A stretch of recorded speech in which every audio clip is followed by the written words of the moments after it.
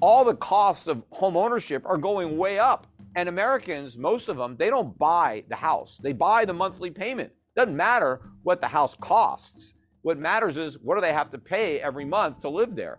And that's going to go way up, even as prices go down. And of course, the falling prices creates a big problem for the people who own homes, who have borrowed against the homes, or a big problem for banks who have loaned against those homes. And now the homes lose value, and the guys that live there don't want to stay there.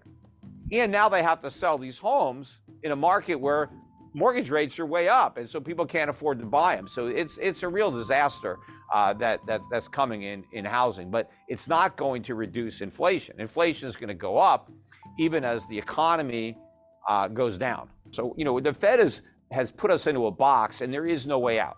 And I've been warning about this for more than a decade. I knew exactly where we would end up. I just didn't know how long it would take to get there, or maybe the exact route we would take, but I knew where we would ultimately end up, and that is exactly where we are. What is your solution to that? Do you think we should have never had QE? Should we just not have a Federal Reserve to begin with? What's the Peter Schiff solution to this? Yes, we would be better off had we never created the Federal Reserve in 1913. But, it's possible that we could have created something even worse. But the way they originally envisioned the Federal Reserve wasn't that bad. The problem is they changed it, and because the original Federal Reserve Act, the Federal Reserve wasn't even allowed to buy U.S. Treasuries. It was prohibited by law from even owning them. And of course, the original Federal Reserve notes were backed by gold, 40% gold, 100% commercial paper. And the mission of the Federal Reserve was to have an elastic money supply. And what that meant was when the economy expanded, they would expand the money supply along with the economy. But then when the economy contracted, they were supposed to contract the money supply. But we don't do that. We do the opposite of that. What the Fed does now is when the economy is strong, they expand the money supply. And then when it's weak, they expand it faster. Right? So it's not elastic. When that switch occurred, when did we start doing the exact opposite of the initial, I don't know exactly, but certainly probably during the Depression, everything started, with Roosevelt in the 30s, and then really kicked into gear in the 60s with the Great Society programs and the War on Poverty and the Vietnam War. And, that's why we had the big outburst of, price inflation, in the 1970s. And it's going to be worse now. In fact, I think the last year or two was already worse than the worst of the 1970s, because when they go back and say, hey, inflation was 10, 11, 12% in the 70s, and it's only 7, 8% now, that's apples to oranges, because the CPIs are different. If you took the 1970 CPI and you used it to calculate the CPI today, you had the same metrics, we would have had 15 to 20% inflation last couple of years, much higher. Or if you took our CPI and brought it back and redid the 70s numbers using the CPI of today, they would have had inflation maybe no higher than 6, 7%, something like that. So we're already worse, but we're just getting started. And you remember, the way they were able to bring that inflation to an end was Paul Volcker in 1980, who allowed real interest rates to get to a positive 6 or 7%. The highest inflation got was 1981 at 13.5 by CPI, and we had interest rates at 20. We're nowhere near there. We're still got interest rates half the inflation rate. And where's the cuts to government spending? You're not going to rein in inflation without getting to the source of inflation, which is government deficit spending. We just passed this omnibus Freudian slip, omnibus spending bill. That's all financed by inflation. You can't fight inflation and create inflation at the same time. So I don't see any end in sight to the inflation spiral that's only now just getting started.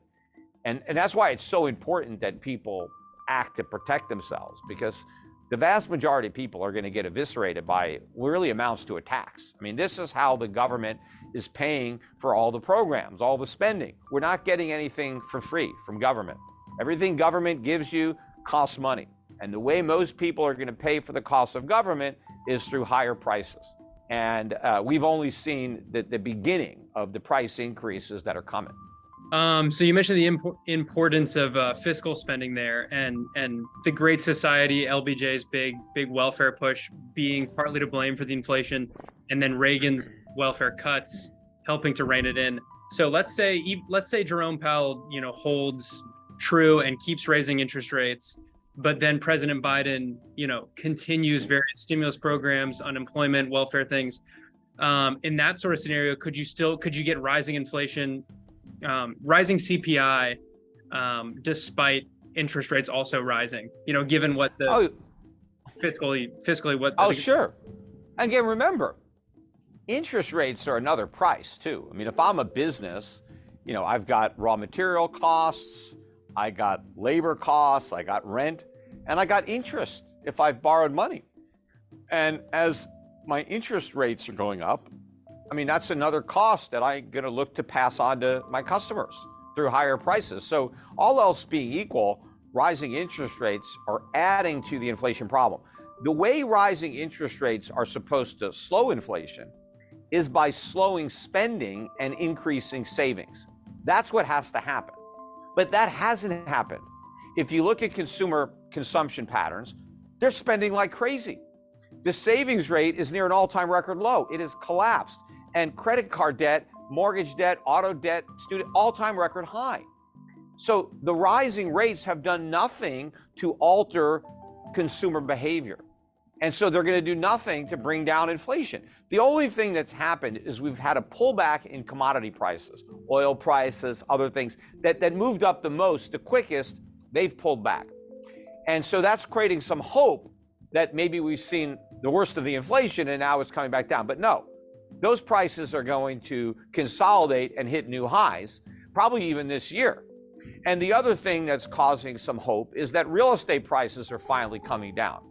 But that doesn't matter, right? Real estate prices are not even part of the CPI.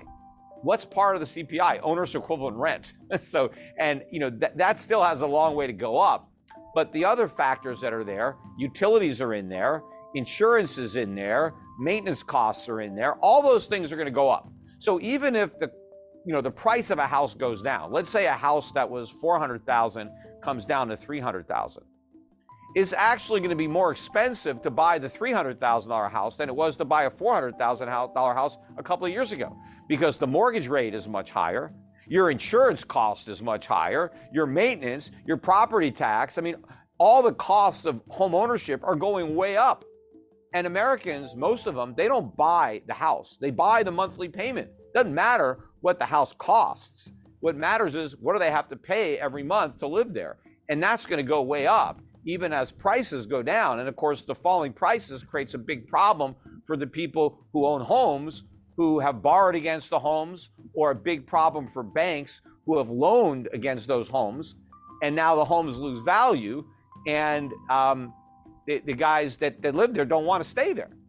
And now they have to sell these homes in a market where mortgage rates are way up. And so people can't afford to buy them. So it's a real disaster that's coming in housing, but it's not going to reduce inflation. Inflation is going to go up even as the economy goes down.